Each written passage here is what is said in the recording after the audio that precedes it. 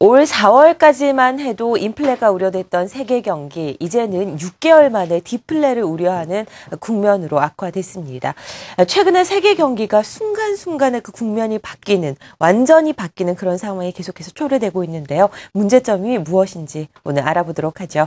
한국경제신문 한상춘 논설위원입니다. 안녕하세요. 네, 안녕하십니까? 네, 최근 글로벌 증시 세계 경기 문제가 가장 큰 화두가 되고 있습니다. 세계 경기가 어떻게 변화됐는지 좀 개괄적으로 요약을 해볼까요? 네, 아무래도 이제 미국 증시가 오늘 많이 떨어진 게 그렇죠. 세계 경기 우려 문제, 이 문제가 방송에서 이미 지적해드렸습니다는 현실화되는 것 같아요. 네. 그래서 올해 들어서 세계 경제 상황을 잠시 좀 말씀드리면 4월까지는 낙관론이 좀 지배했습니다. 그래서 연초에 IMF의 전망치, 1월 전망치를 4월 전망치로 해서는 상향 조정하는 이런 모습을 보였었는데요. 그러나 그 위에서 계속해서 예측치를 내려오는 이런 상황이다 보시면 됐습니다. 그래서 이번에 그 세계경제 성장률이 발표됐습니다는 이걸 계기로 해서 국가 간의 그 편차는 있습니다는 세계경제가 뭐 경착륙 내지는 디플레 우려해서 이렇게 상황이 바뀌는 상황이다. 이것이 증시에 지금 오늘 다우지수도 1110포인트 정도 이상 떨어져서 3차 양적 정책 추진 이전 수준으로 돌아가는 이런 모습을 보였다고 보시면 됐습니다.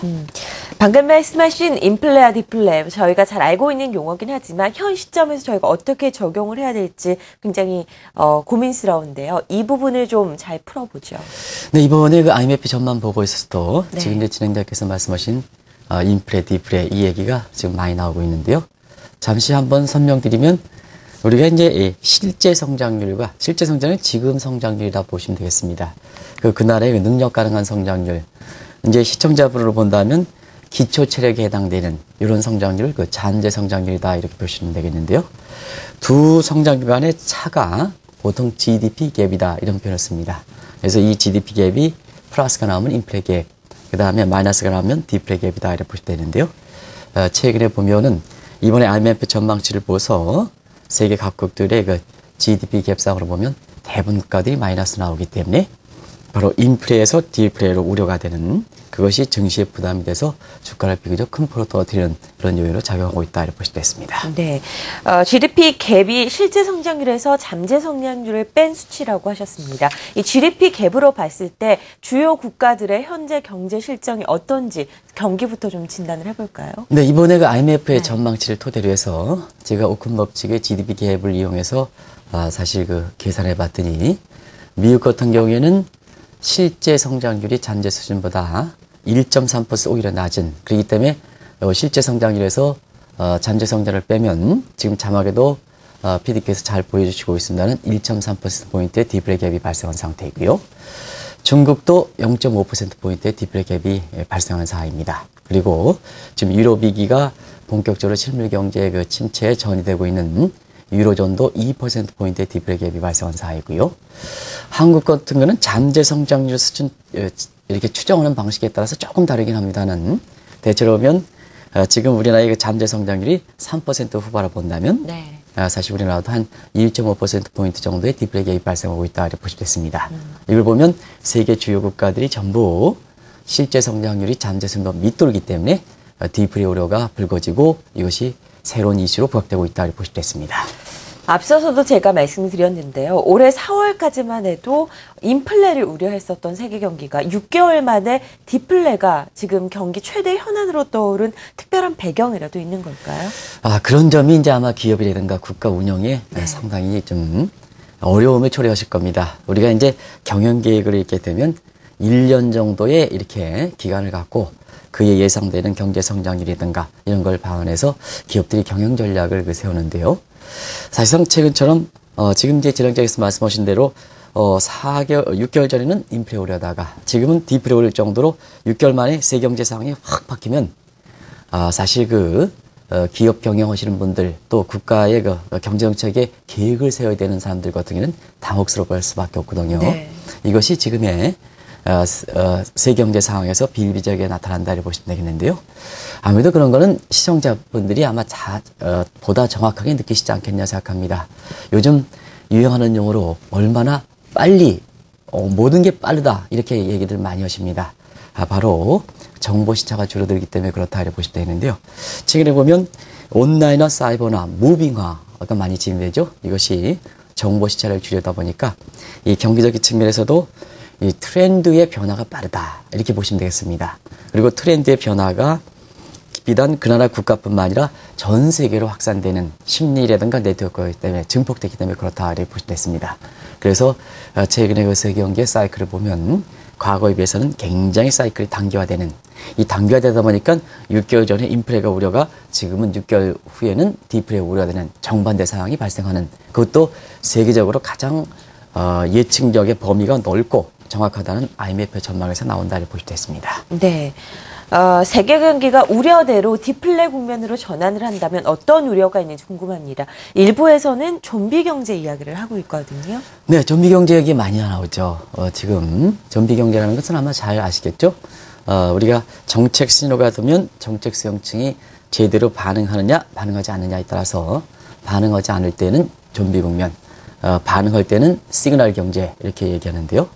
통상적으로 보면 경제 상황을 볼 때 정책의 반응도에 따라서 시그널 경제 아니면 사실상 좀비 경제 이렇게 얘기를 합니다. 그래서 보통 이제 한 기업에 있어서도 예를 들어서 한국경제TV의 사장님께서 여러 가지 경영 방식을 했을 때 근로자들이 아주 거기에 일심동체해서 이렇게 따라갈 때는 사실상 한국경제TV가 아주 활동이 하고 경영 실적도 좋고 이런 국면인데요. 최근에 보면 그런 상황이 도출되지 않다는 얘기입니다. 그래서 좀비 국면에 대한 우려가 많이 나오고 있는데요.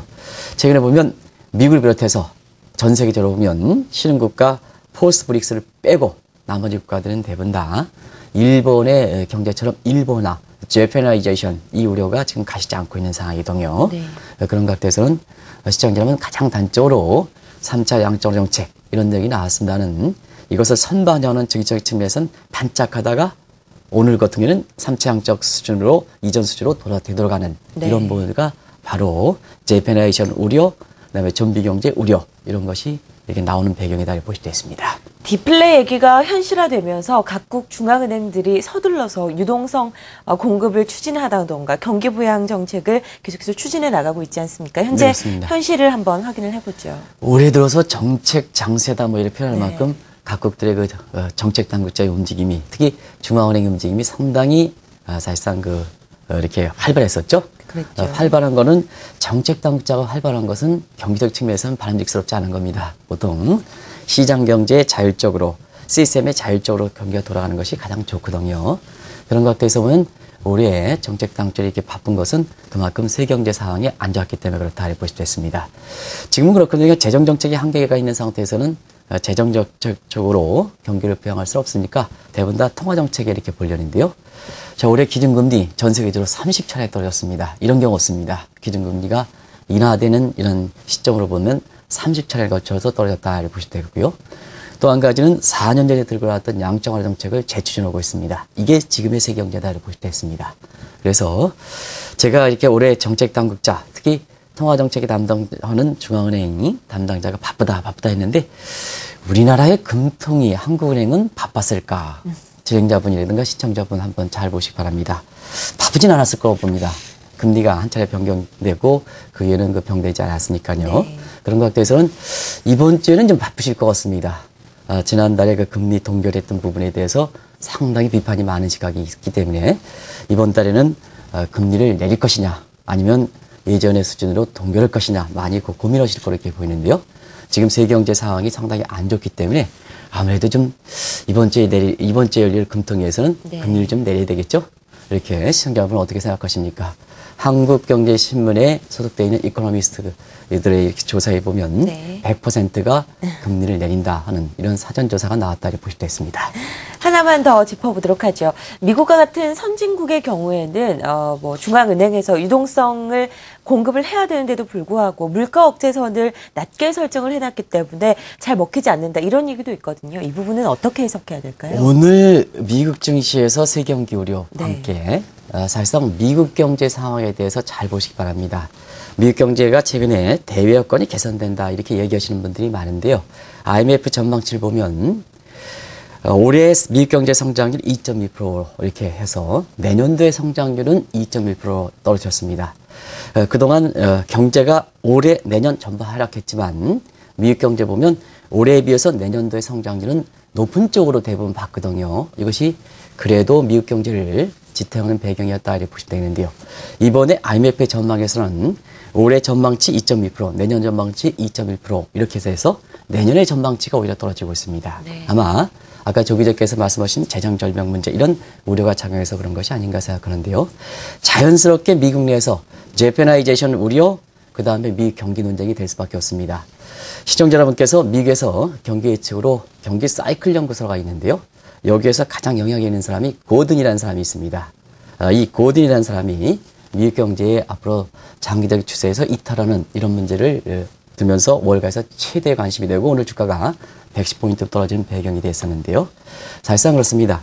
이 과정에서 미국 경기를 회복시키는 어떻게 될 것이냐 하는 측면에서는 보다 그 적극적인 통화 정책이 요구된다. 왜냐 재정 절벽이 우려되는 상태에선 재정 정책 가지고 경기를 부양시키는 좀 어려운 상태거든요. 그래서 보다 적극적으로 통화 정책을 강구해야 되는데요. 금리는 제로 상태니까 유동성 문제에서 더 갈 수밖에 없는 겁니다. 그런 측면에서 인플레 타겟팅 논쟁이 굉장히 다시 불거지고 있습니다. 그래서 크리먼 고스 같은 경우에는 인플레 타겟팅 선을 지금 2%로 설정하는 것을 4에서 5% 올려야 된다.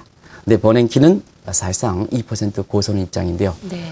이러한 입장은 일전부터 말씀드렸습니다. 근데 정작 버냉키장은 어땠을까 했을 때는 인플레 타겟팅 선, 물가 억제선을 올린 것은 아닙니다는 3차 양적 정책을 그대로 받아들였거든요. 이 내용은 결국 크루만 것의 인플레 타겟팅 정책을 타겟팅선을 올려야 된다 하는 적극적인 통화 정책을 강구해야 된다 하는 입장을 그대로 받아들인 거다 이렇게 보시면 되겠습니다. 네. 그래서 미국 경제 장기 추세선 이탈 여부와 함께 미국 경제에 대한 재패나이제이션 우려 또 이것을 부각시키기 위해서 어떻게 해서 경기를 장기 추세선에 다시 되돌려고 할 것이냐 하는 문제는 아마 월가를 중심해서 세계 증시의 상당 부분 많이 논의될 것이다 이렇게 보시면 되겠습니다. 네. 글로벌 증시 최대 현안으로 떠오르고 있는 세계 경기의 디플레 우려, 현재 실정은 어떤지 또 어떤 요소가 배경이 되는지 자세히 살펴봤습니다. 한국경제신문 한상춘 논설위원이었습니다. 말씀 고맙습니다. 네, 고맙습니다.